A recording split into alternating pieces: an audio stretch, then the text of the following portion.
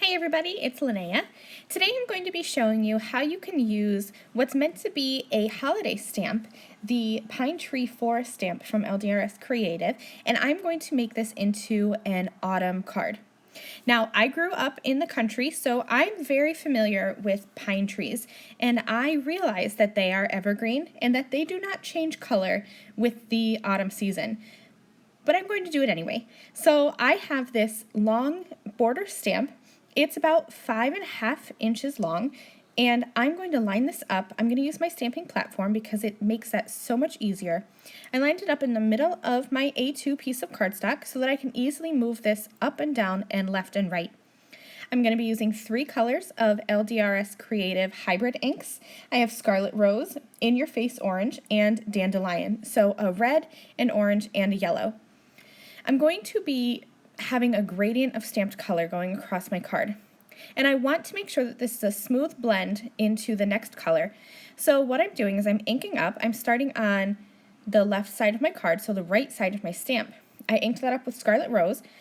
And at the end of the ink, there's going to be a harsh line. So I'm just taking a cloth and I'm dabbing away that harsh line. And that kind of helps with the blending of color.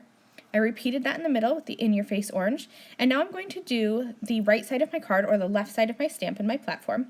So I inked that up with the Dandelion ink, and I just took a towel and dabbed away where the ink is going to meet. Now I can move my card background up and or down, whichever way you want to go first. I'm moving my cardstock up, and I'm moving it slightly to the right so that it's not the same line of trees. It's going to be the same line of tree. I'm not changing my stamp, but it's going to have a little bit of a different look because I'm moving my panel just a little bit. I'm going to use just a little bit of masking tape since that my card is floating there in the center of my stamping platform. I wanted to make sure that it stayed exactly in the right spot so that I can ink this up again.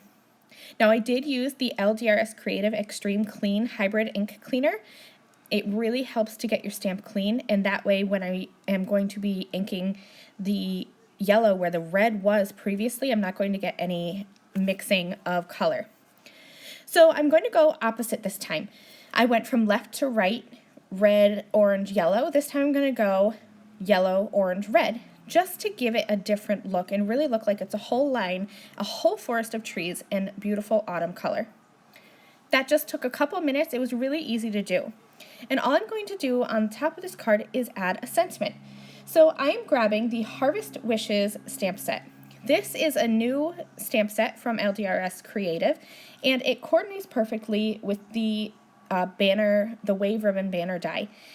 You're going to ink this up. It's going to stamp a whole bunch of sentiments all at once, and you're going to be able to die cut them all at once. So I stamped there in coffee bean ink, and now here's that wave ribbon banner die. And you can see that there are those 4 circles, 2 on the left, 2 on the right.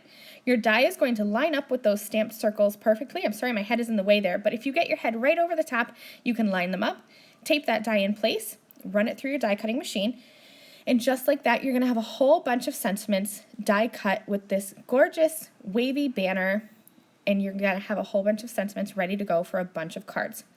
Now I did end up switching this out a little bit. I ended up gold heat embossing, and I used that coffee bean ink to ink blend over the top. So I had a brown background with that gold heat embossed sentiment from the Harvest Wishes stamp set.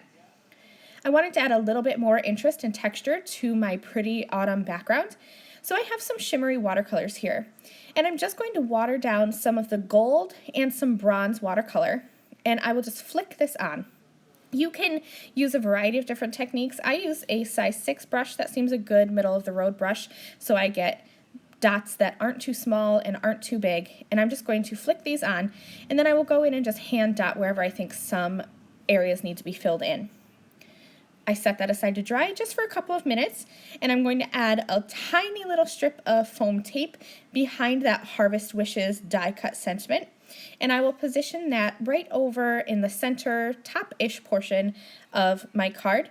And that's going to complete this autumn project for LDRS Creative. Thank you guys so much for watching this video, and I will see you again really soon. Bye! Thank you again very much for watching this video. If you liked this video and you'd like to see more from me, please hit that subscribe button that is on the screen now. And here are a few other videos that I thought you might enjoy.